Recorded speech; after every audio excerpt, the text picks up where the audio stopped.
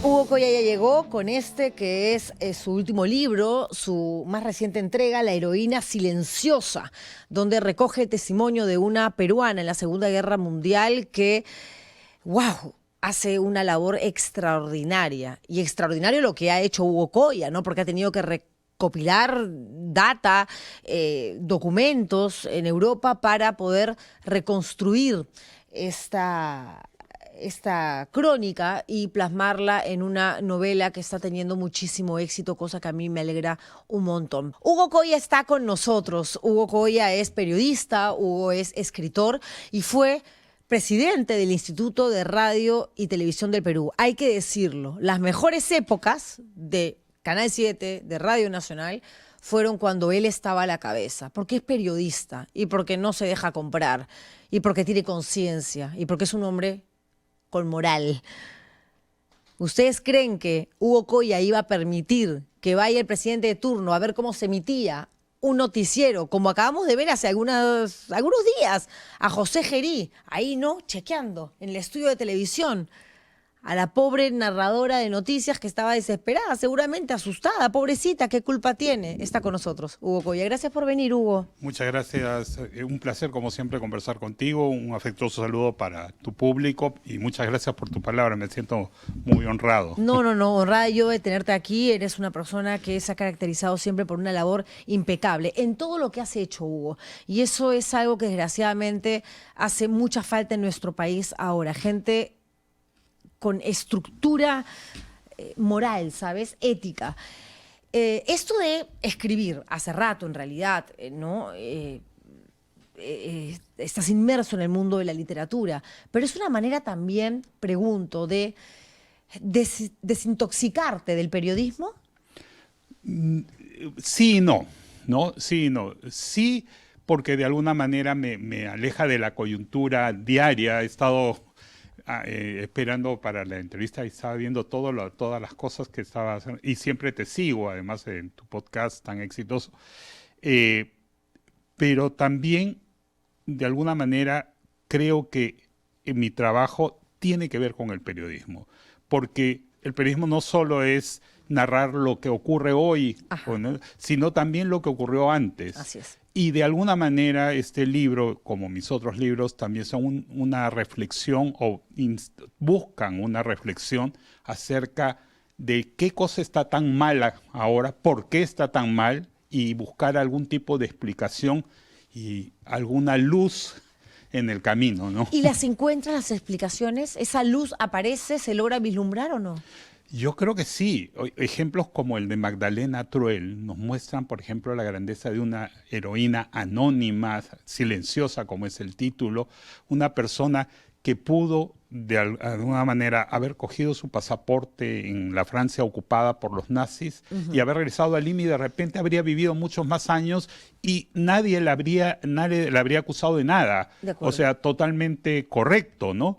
Pero ella ve persecuciones, ve todos los atropellos que cometen los nazis y ella decide tomar una actitud, decir, no, yo no me voy, yo me quedo y voy a ayudar a mis vecinos, a los niños que pueden ser llevados a un campo de concentración, y se convierte en una de las mayores y mejores falsificadoras de la resistencia francesa. Claro, ¿no? los apoya de una manera impresionante, representando esto, un enfrentamiento directo al nazismo, ¿no? Y claro, su historia, algunos la conocíamos, pero no obviamente al detalle como tú lo cuentas, luego de una investigación que realizas para poder tener este libro listo, ¿no? Esta entrega, La heroína silenciosa. Debes haber investigado un montón. Hay que revisar documentos, ha sido además. Más de 10 años investigando.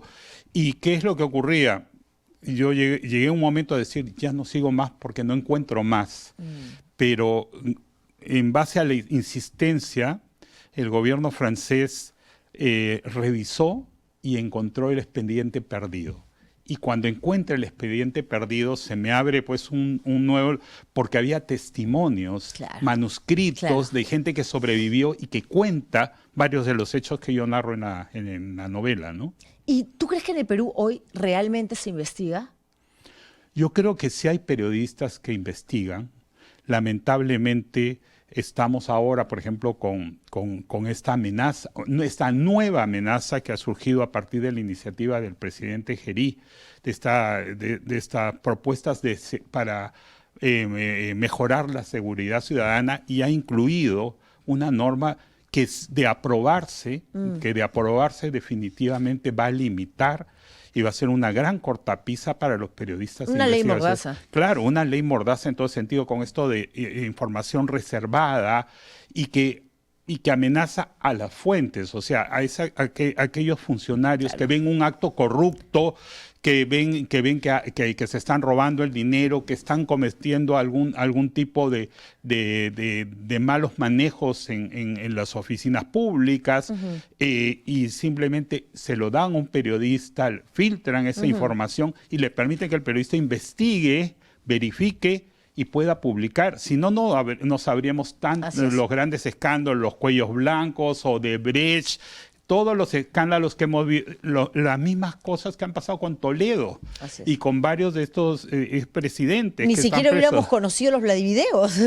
Definitivamente, Claro. ¿no? O sea, el periodismo de investigación necesita, tú lo sabes perfectamente, tú eres una periodista de investigación, necesita conversar, acercarse a fuentes que muchas veces están poniendo en riesgo su cuello, ¿no? De acuerdo. Y ahora con esto, qué temor, porque van a decir, yo quiero denunciar esto, pero me da pánico porque la nueva ley lo que hace es castigarme de una manera absolutamente rígida, letal, para casualmente yo no dar la data que quiero compartir porque estamos frente a un clarísimo caso de corrupción, de injusticia, lo que fuere. Claro, o sea, muchas veces, y yo recuerdo, ya que has mencionado lo del IRTP, y voy a contar una anécdota que en realidad no he contado, pero es una anécdota que te muestra, cuando yo llego al IRTP, me doy con la sorpresa que la mayoría de las unidades móviles se atendían en un pequeño taller en Pueblo Libre.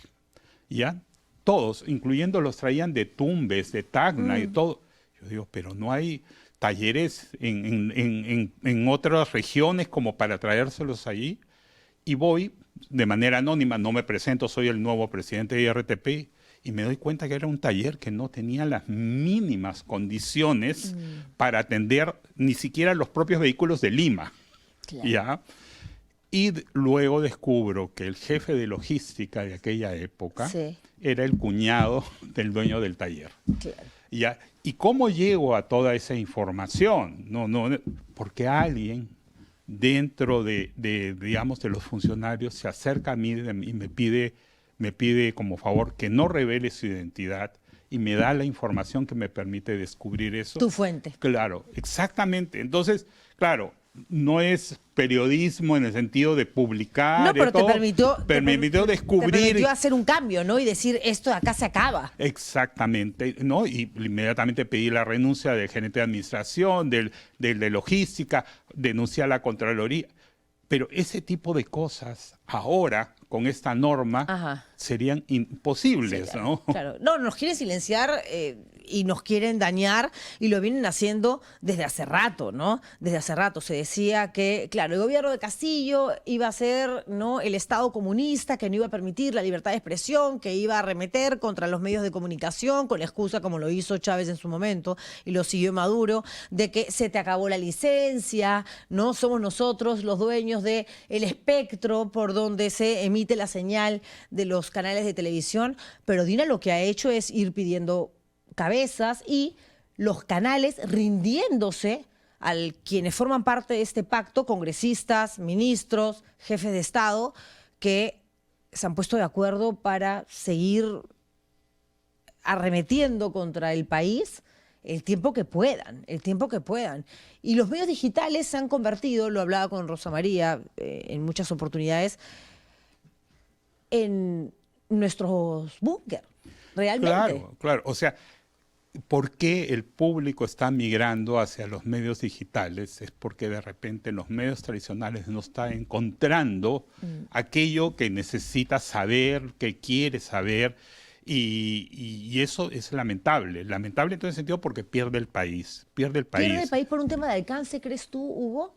Porque yo siento que sí, efectivamente, hoy día hablar de programas digitales es algo que nos resulta a todos, incluso quienes saben más o menos. De todas maneras, un tema que decodificas, que entiendes, que sabes que existe. El alcance de un canal de televisión que llega hasta el pueblo más lejano, en Ayacucho, te van a ver en Paucar de Sarasara y en Coracora, es algo que lo digital no te permite, porque no hay el dispositivo, porque no hay internet, porque no hay la costumbre. Claro, y volviendo, y disculpa que sea recurrente, pero IRTP, TV Perú y Radio Nacional, por eso son tan importantes. Así es. Y más en este periodo electoral, porque hay pueblos enteros, hay lugares donde solo hay una señal, que es la de TV Perú o de Radio Nacional, no hay internet, no llegan los medios digitales, no hay cobertura de celular. Entonces, por eso también es tan importante cautelar y supervisar cuáles son los contenidos. Y de ahí la imagen que tú mencionabas de el presidente de la República yendo al noticiero, tomándose una foto, que la cuenta oficial de Palacio de Gobierno de la Presidencia de la República la emita como diciendo, yo soy supervisando acá, yo soy el presidente y yo veo lo que tú vas a decir. O sea, esa imagen de sojuzgamiento, o sea, no puede ser gratuita. Tiene que haber un estratega de comunicaciones o estrategas de comunicaciones que saben perfectamente que ese tipo de amedrentamiento no ayuda. No le ayuda a él, pero sobre todo nos hace reflexionar de cómo conciben la relación con la prensa, ¿no? Claro, porque si se habla de la objetividad, evidentemente lo que hace un noticiero, lo que hace cualquier programa periodístico, incluso este que es de entrevistas, de opinión, es dar la data tal cual, no tocas, no sumas, no restas nada. La información es contar una historia tal cual sucedió. Y la parte subjetiva, que también está dentro de la labor periodística y que ejercemos algunos, no todos, que es opinar, criticar, cosa que en otros países, en los medios del Estado, es lo que más se valora. Tienes de pronto una persona con una mirada de centro derecha, alguien de centro izquierda, alguien de pronto no tan liberal, pero la gente recibe tanta información y puede escuchar tantas voces, que no necesariamente están, digamos, coinciden en un punto, que tu capacidad para reflexionar y por lo tanto concluir es mucho más grande. Por eso es tan importante la independencia y sobre todo en los medios del Estado, ¿no? La independencia para que el periodista libremente pueda expresarse, pueda informar y pueda decir lo que piensa. Y que no necesariamente responda a la verdad oficial, ¿no? Así es, así es. Eso yo creo que es el punto central de toda esta discusión con relación al uso de los medios del Estado principalmente y acerca de la libertad de prensa en general en nuestro país, ¿no? Sí, porque vemos, ya vamos a la pausa de la franja, pero vemos cómo en medios abiertos, en canales de señal abierta, hay programas periodísticos, ¿no? Está Carla Ramírez en Panamericana, está el gran Christopher Acosta en Latina, realizando investigaciones y uno dice, bueno, sí están yendo contra el poder, se están enfrentando, pero de una u otra manera, quienes conocemos cómo funciona el monstruo por dentro, nos damos cuenta que es, ok, saque esto, el programa X, pero por otro lado en el noticiero suavizo un poquito tal o cual situación como para poder compensar y no enfrentarme directamente al poder. Y eso que siempre ha existido, ¿verdad? Lamentablemente sí, ¿no? Es como que un toma que te doy, ¿no? Claro. O sea, las presiones, los usos, los manejos y todo que hay detrás de los medios es algo que no viene de ahora, no se lo podemos achacar al gobierno de Gerí, ni siquiera al de Boluarte, esto ya viene de mucho más atrás, pero precisamente por eso es tan importante los voces independientes, por eso es tan importante los periodistas que tienen. Yo recuerdo una cosa que dijo César Hildebrand hace muchos años, pero me quedó grabada, ¿no? Con relación a los periodistas, a los currículos, ¿no? Muchos periodistas se presentan y aparecen que siempre han trabajado en el mismo medio, siempre en el mismo medio. Y Hildebrand decía, yo desconfío del periodista que siempre ha trabajado en el mismo medio, por una razón muy simple, porque nunca dijo no. Exacto. Entonces, por lo tanto... Sí, sí, sí. Yo que he trabajado con César siempre nos decía, ¿no? 3 años y se van, porque después ya empiezan a asumir la línea editorial del medio. Y la línea editorial tiene que venir de ustedes, de su conciencia. Hablar de periodismo con alguien que entiende tanto el manejo de la prensa, alguien que escribe, alguien que decodifica cómo funciona la labor de investigación, alguien que ha conducido a muchos periodistas, los ha preparado y que es por lo tanto tan querido. No voy a decir el gremio, porque el gremio está bastante contaminado. Si en el gremio está Milagros Leiva, Sonda, y para mí ese no es el gremio en el que yo por lo menos me identifico. Pero Hugo está aquí con nosotros porque ha escrito una nueva novela que es La heroína silenciosa, que es una historia impresionante de una peruana que se enfrenta al régimen nazista, imagínense ustedes, para apoyar a las víctimas del Holocausto, de la Segunda Guerra Mundial, una cosa impresionante en realidad, que tiene unas críticas de aquellas. Alonso Cueto escribe, ¿no? Hugo Coya logra la proeza de integrar el rigor histórico con la elocuencia literaria. Es por eso que sus personajes son verdaderos, están siempre en movimiento, pero se quedan con nosotros porque logran que los sigamos a todas partes. Qué bonito. Qué bonito es cuando hay reflexiones tan profundas y cuando la recepción es tan positiva. En el periodismo, qué difícil es encontrar eso, ¿no? Muy difícil y lamentablemente cada vez menos, ¿no? Quienes antes, digamos, tenían una línea, luego de pronto pasan los años y se transforman en todo lo que antes ellos cuestionaban, sí, ¿no? Dan este giro y es terrible, te decepciona porque lógicamente dices, bueno, esta gente que era luchadora, que creía en la verdad, en la democracia, en los derechos humanos y todo, de pronto... ¿Qué pasó? ¿Qué pasó contigo? ¿No? Te has convertido en tu fantasma. Sí, y les hacen una lobotomía. En los políticos se puede entender, aunque yo nunca voy a terminar de encontrar una respuesta a lo que le pasó a Fernando Rospigliosi. O sea, esa fue una lobotomía hecha no sé en dónde. Pero claro, hay personajes que efectivamente tenían una consigna, la consigna de la verdad. Correcto. ¿No? De opinar, tener tus formas, que eso es absolutamente válido, pero finalmente compartir el mismo objetivo. Decir la verdad y compartir la verdad. Tú sabes, yo enseño en la Universidad Católica, sí, yo sé, periodismo televisivo. Y claro, yo el trato de explicarle a mis alumnos un dinosaurio tratando de explicarles cómo esquivar el meteorito. Claro, O sea, claro, más claro. o menos esto, qué complicado, ¿ah? ¿no?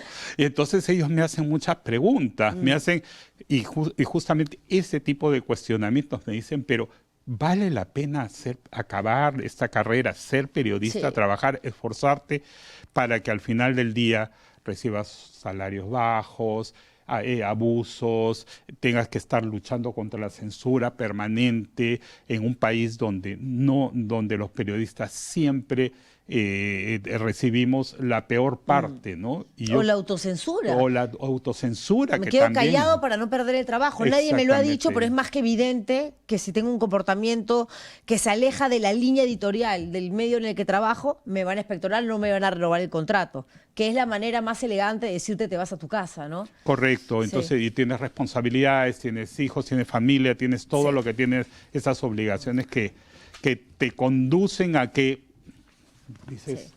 mejor me callo y me quedo acá tranquilo. O me voy misi a mi casa. Claro, claro. Sí. Yo preferí misi a mi casa. Y bueno, se respeta en todo caso la decisión de cada uno.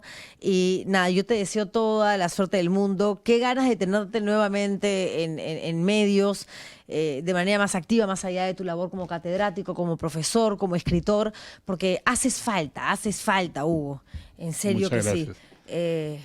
Yo nunca he trabajado directamente contigo, pero sé de personas que me hablan acerca de lo rico como experiencia, de lo mucho que se han nutrido teniendo a alguien valiente y honesto dirigiendo un oficio tan complicado de llevar como es el periodismo. Te agradezco muchísimo por haber estado acá. Muchas gracias. Como siempre, un placer conversar contigo. Gracias, Hugo.